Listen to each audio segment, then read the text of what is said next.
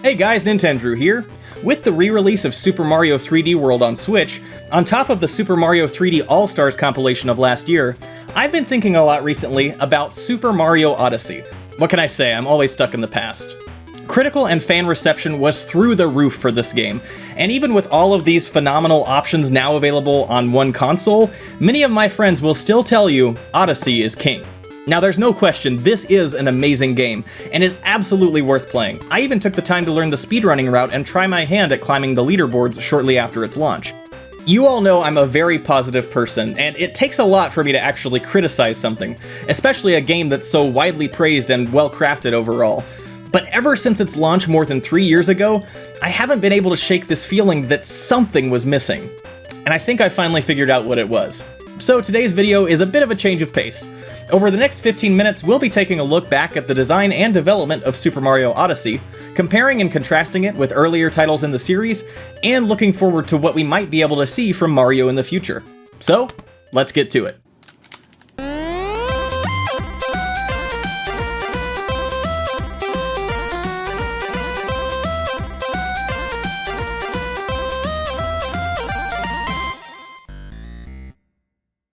Alright, let's get started. Now right off the bat, I want to be clear, this is not going to be a video bashing Super Mario Odyssey. Rather, I want to approach this as more of a look at what could have been, or even what we might be able to see in a sequel to Odyssey. Obviously, every game is going to have its share of weak points, but there was something deeper nagging at me about the underlying design of this game in particular.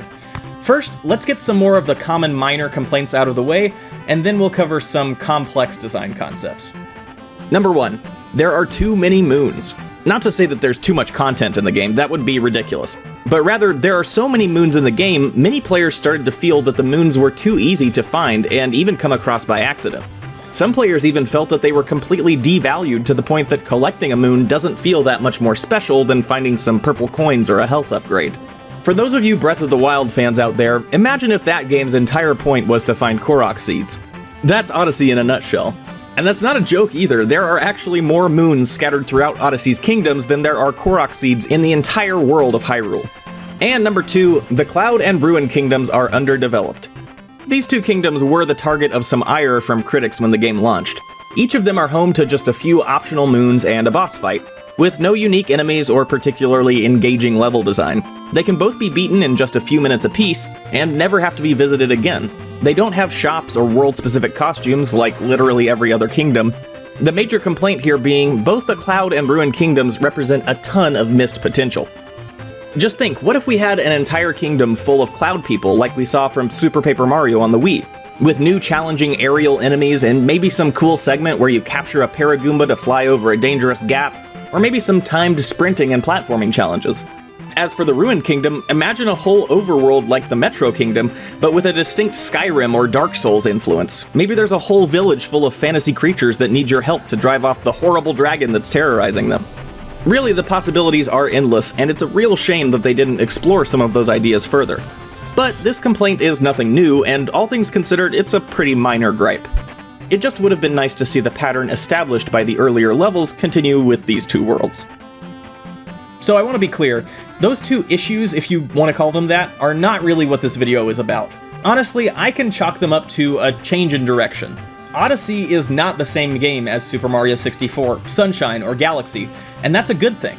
It's important for a new title to make a name for itself, and in Odyssey's case, we had never before seen such sprawling, exploration-heavy environments from the Mario series, which is one of the game's biggest strengths. But what really has bothered me most about Odyssey's design overall has to do with everyone's favorite ghostly head accessory, Cappy.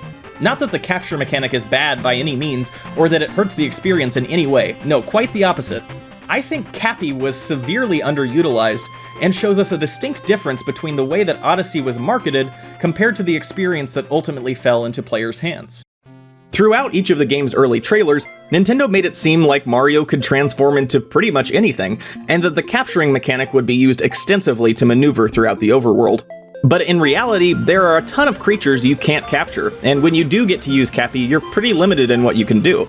He's really only necessary in very specific moments, usually with just one specific purpose or ability. On the rare occasion you get to capture something that's actually useful, it's often only usable in one small area, or you might be restricted to using the creature on a time limit. I've got to tell you, when I first saw Mario running around the Metro Kingdom, my mind was brimming with possibilities of how Cappy might shake up the standard pattern of gameplay. I imagined being able to possess a rat on the street and run into a sewer grate to access some secret underground area, but in the final game, tons of creatures, like the rats, are just not possible to capture. I imagined capturing a Goomba and continuing to play through the main story as kind of a personal challenge, but unfortunately, Goombas don't have an attack action of any kind and are really only good for solving a few Goomba-specific puzzles. And for one particularly egregious example, the reveal trailer specifically focused on the ability to capture a regular human living in New Donk City. But, as it turns out, the one guy shown in that trailer is pretty much the only human that can be captured in the entire game. I mean, come on, this is a town full of people, and only one of them can actually be used with the game's primary mechanic. Why? To Nintendo's credit, they did try to make it obvious which things can be possessed and which things can't. Most characters that are unable to be captured will be wearing a hat as a visual indicator that Cappy can't be thrown on their heads. But even this pattern isn't consistent. Some enemies do wear a hat, but a simple attack might knock the hat off, giving Cappy a place to land after an initial hit. Other creatures might have no hat at all, but will simply run away when Mario and Cappy get too close, or even die from a Cappy toss rather than being possessed. For the most part, it seems like living creatures that are at least Mario's size tend to be capturable, but with certain inanimate objects also having special Cappy knobs that allow for possession, it really comes down to a matter of trial and error to figure out which things can be used and which can't. On a more subjective note, I really wish this game had a full-sized hub area, like Peach's Castle in Super Mario 64, or the Comet Observatory from Galaxy. For level-based exploration games like these, the hub world has always served an important purpose. It's an area for players to practice platforming and improve their skills, and is the one place in the game you become completely familiar with. It can also serve as a visible metric for how far you've come in the game overall. The story is expanded upon by side characters that appear and leave at different points, and by the end of the game, you'll often feel a real sense of belonging in that world. Without a proper hub, Odyssey is left with what is basically just a list of kingdoms and a menu, which feels more like a traditional 2D Mario game than a grand 3D adventure. So some of you might be asking, if Odyssey isn't necessarily my favorite Mario platformer, which one is? I'd have to say, in retrospect, I still think the original Super Mario Galaxy sits at number 1 for me. Although Odyssey was an absolute blast, there were some things I couldn't help but think I'd already seen done before, and better in Super Mario Galaxy. Typically, we think of Mario games as falling into one of two main categories: course-clear games versus exploration-based games. Broadly speaking, you can think of them as 2D versus 3D, but some titles like Super Mario 3D World don't quite fit with that label.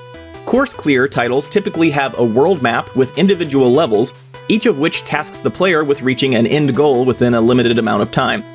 Whereas exploration-based titles afford Mario the ability to explore different local environments at his leisure without a time limit. Galaxy is kind of a hybrid of these two subgenres, much in the way that Super Paper Mario is a harmonious blending of 2D platformer and RPG gameplay. And by the way, if you haven't seen it yet and find this sort of discussion interesting, make sure to check out my video on that game too. Unlike its predecessors, Super Mario Galaxy gives players the freedom to run around small, bite-sized sandbox environments. But unlike a true exploration-based Mario game, there is always a clear direction of progress to look forward to once you've had your fill of picking off enemies and looking for secrets. It doesn't have an in-game timer, so you never feel rushed while doing so. You can choose to unlock and visit galaxies in any order you choose, as long as you have enough power stars. But generally, the path you'll take through any individual mission is mostly linear. Contrasting this with the true exploration-based gameplay of Odyssey, I have to admit my preference for Galaxy's more linear levels is super subjective. We often talk about a game being linear as a bad trait, but some of the most celebrated titles in gaming are almost completely linear in nature. However, Galaxy also manages to nail a sense of micro-exploration within each level that I find really compelling. And given that players can save up and use power stars to skip levels entirely and enter new galaxies in whichever order they please, the experience certainly feels more open-ended overall. Personally, I believe that the hybrid nature of linearity and exploration in Super Mario Galaxy lended itself to an experience that is constantly changing, a sort of never-ending toy box of fun small sprints of excitement that come together in one cohesive, overarching narrative.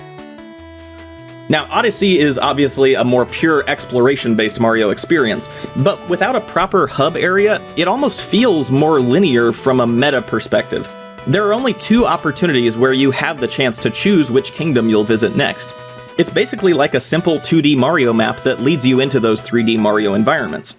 In this case, I think that Galaxy's linearity is a strength in that each moment has been precisely crafted for the player's enjoyment. For example, let's take a look at some bosses. In Odyssey, bosses are kind of a rarity because the bulk of the game is finding moons and solving moon puzzles. Each kingdom does have a boss or two, but more often than not, it's a battle against one of the Broodals. Without counting them or Bowser, the game only has 6 original boss fights. In Super Mario Galaxy, each major galaxy tends to have at least one unique boss, and each observatory also has a main boss that ultimately progresses the story. This adds up to 14 original boss fights, not including Bowser or Bowser Jr. This isn't necessarily a negative, quantity does not equal quality, etc., but to the average player it can definitely feel like less content overall. So, with these points taken from the differences between Galaxy and Odyssey, how could Odyssey have been made even better? Or maybe more importantly, how could a sequel to Odyssey push the series even further? Of course, there's not just one answer here, but for what it's worth, this is what I would have loved to have seen. First of all, bring back the hub world. I mean, come on, Peach's Castle is literally already in the game. Just make it a hub with paintings for each kingdom for the ultimate nostalgia. I wouldn't be surprised if this was originally the plan during development, but was scrapped in favor of in-game content prior to release. Alternatively, Nintendo could make the Odyssey a giant ship like the Comet Observatory, with a collection of NPCs and some more opportunities for practice and exploration between levels. Number 2. Make the theming even more fantastical. We already had massive galaxies with tons of planets, and now we're back to just one big planet with a bunch of kingdoms. Why not make the next title something bigger, like Super Mario Universe?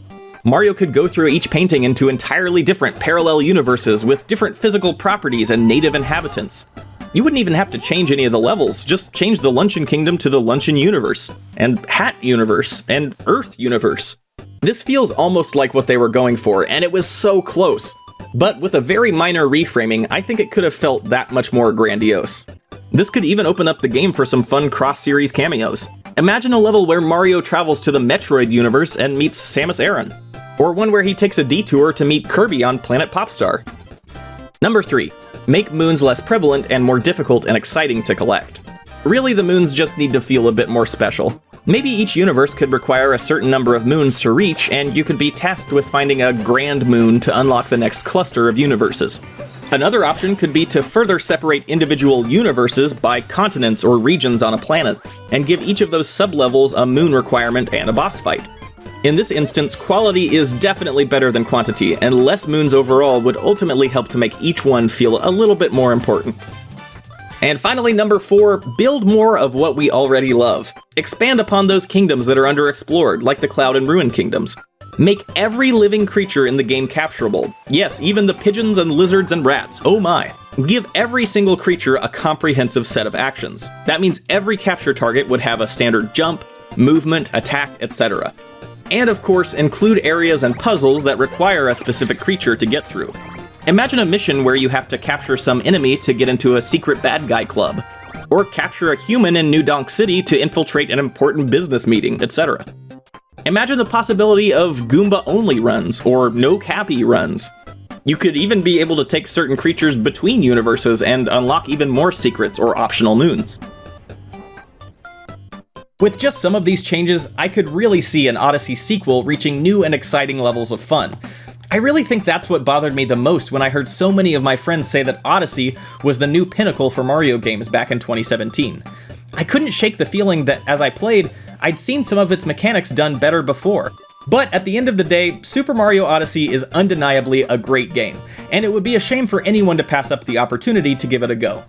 I hope we can continue to see the Mario legacy learn from its own success and outperform its own lineage with awesome new adventures for many years to come. But what do you think? Is Odyssey your favorite Mario game to date? Do you have your own ideas for what you'd like to see in an Odyssey 2? Make sure to let me know down in the comments below. Thank you so much for watching this opinion piece on Super Mario Odyssey. I really hope you enjoyed. As always, if you did like the video, please do consider subscribing to Nintendrew for all sorts of cool gaming content, and make sure to share it with any friends who might find it interesting. Otherwise, I'll see you next time. Bye! Hey guys, thanks again for watching and for making it all the way to the end of the video. If you like this one, here are 2 more videos you might like as well. As always, if you like what I do and would like to help out the channel, I've got a link to my Patreon on the right side of your screen. And otherwise, I hope you'll look forward to the next one. Take care!